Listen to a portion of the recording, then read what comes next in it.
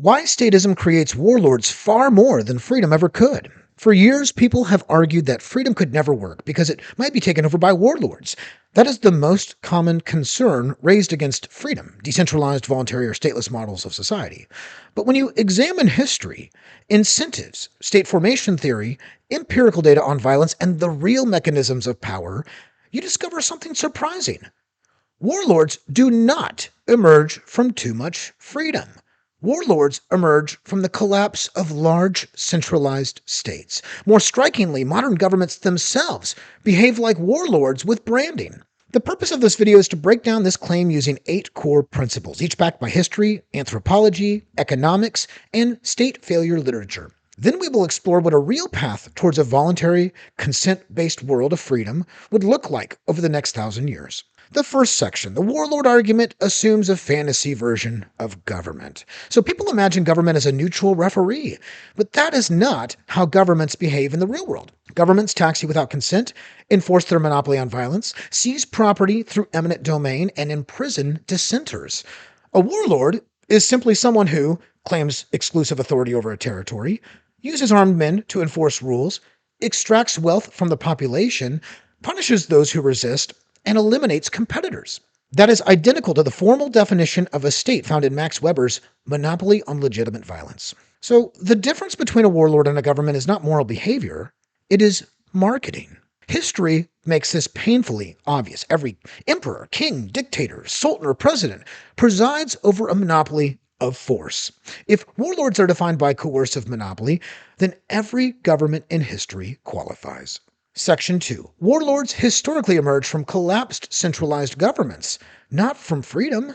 Warlords arise when large states overextend, collapse, or lose legitimacy. Some examples. In Rome, after hundreds of years of heavy taxation, conscription, and bureaucracy, the Roman Empire became brittle. When the state collapsed, no free society emerged. Instead, power broke into regional warlords called duces and magistre militum. These figures were not libertarians. They were former state generals fighting over scraps of the remaining empire. In China, during the late Qing and early Republican era, China fragmented into warlord territories from 1916 to 1928. Now, these warlords were not born from voluntary societies. They were former governors and generals of a collapsing centralized bureaucracy. Another great example is the Soviet Union. When the USSR imploded in 1991, criminal networks and political mafias took over industries. These were ex-KGB, ex-military, and ex-party elites, the exact structures created by centralized statism. Somalia is another great example. Somalia's warlords rose in the 1990s after a socialist dictatorship collapsed. The warlords were military commanders from the former government, not a free society, a failed statist society. And Afghanistan is no different. Warlords emerged from the Soviet puppet state's collapse in the 1980s and early 1990s. Every warlord was a former ally or enemy of a centralized communist regime. And a pattern emerged that is so consistent, it is practically a natural law. Warlords come from state collapse, not statelessness. When large coercive systems fall apart, violent actors seize leftover weapons, taxes, and resources. This is not freedom's fault. It is statism's footprint. Section 3. Modern governments contain warlord behavior inside of them. Even stable governments contain internal factions that behave like warlords because they operate with coercive authority. Some examples today: Mexican cartels act as a parallel government and extract taxes called quotas. The Pakistani military, ISI, operates autonomously, controls policy, and behaves like a state within a state. Russia's oligarchs and mercenary groups like Wagner are modern warlords. U.S. intelligence agencies have conducted coups, assassinations, and surveillance programs without public consent. This is important. Even strong states contain warlords. The state does not eliminate warlords. It centralizes them and gives them legitimacy. Section 4. A monopoly on force naturally creates warlords. When you design a system where one institution may legally initiate force, you guarantee warlord dynamics. And let's look at the incentive structure that's created for this. Ambitious individuals seek control of a monopoly, the warlords themselves. Corruption grows as power concentrates. Bureaucracies expand to justify their budgets. Rival groups fight for control of the state, and then the winner becomes the new warlord. Political scientists call this selectorate theory. The state becomes a prize to capture. Without a monopoly, there's nothing for warlords to seize. Section 5, decentralization prevents warlord domination. You can only dominate people when they are centralized under a single institution. Examples of decentralized societies: medieval Iceland from 930 to the year 1262 or so. For more than 300 years, Iceland had no king.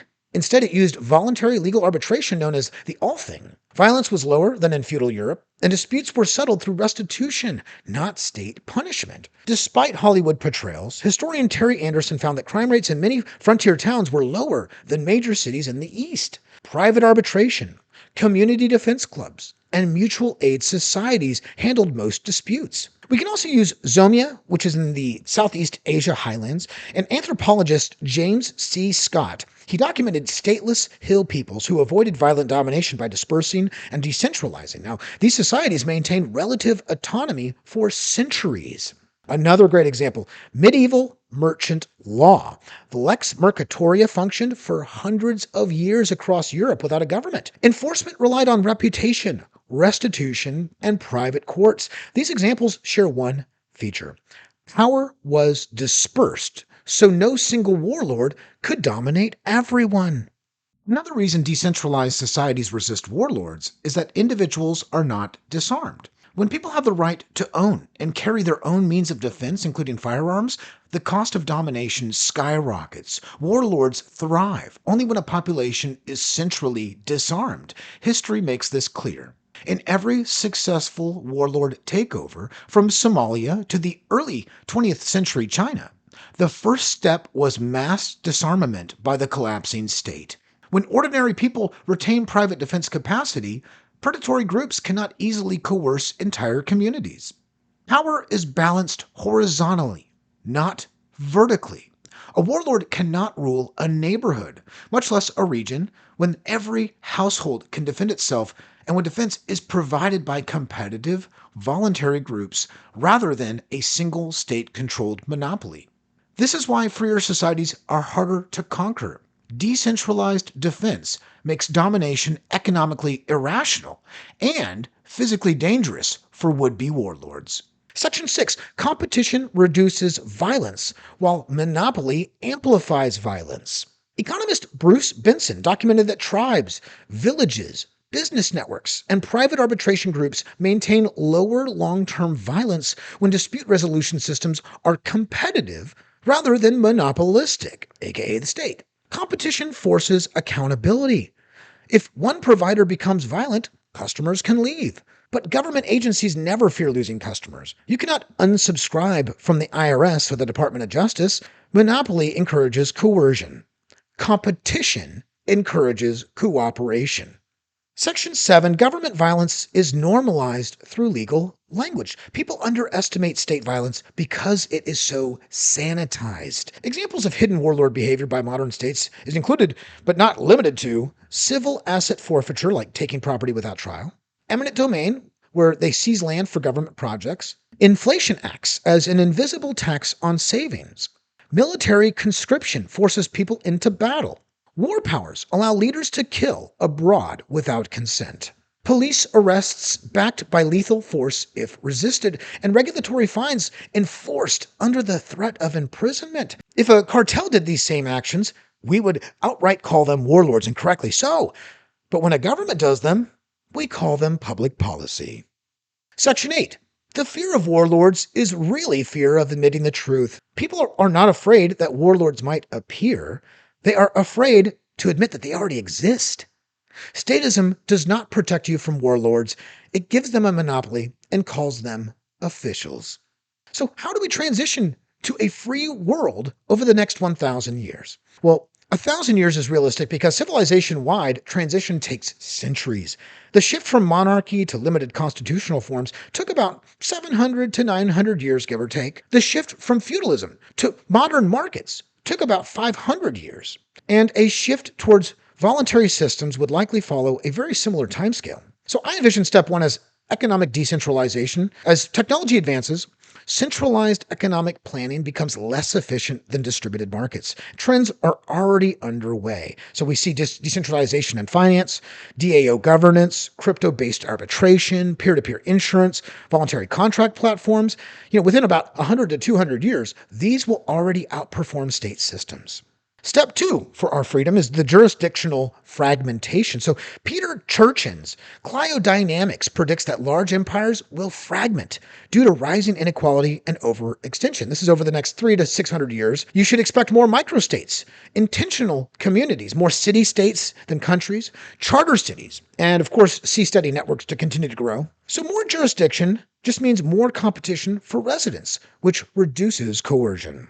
Step three for our freedom is a reputation-based enforcement that replaces political monopoly. So AI reputation systems or blockchain identity and transparent arbitration will outperform courts based on political appointment. Violence becomes so economically irrational when peaceful enforcement is cheaper and more reliable. Step four, cultural shift towards consent. Just as slavery became morally unacceptable over centuries, coercive rule will become socially unacceptable as well. Children born into voluntary systems will find state coercion as bizarre as we find medieval torture.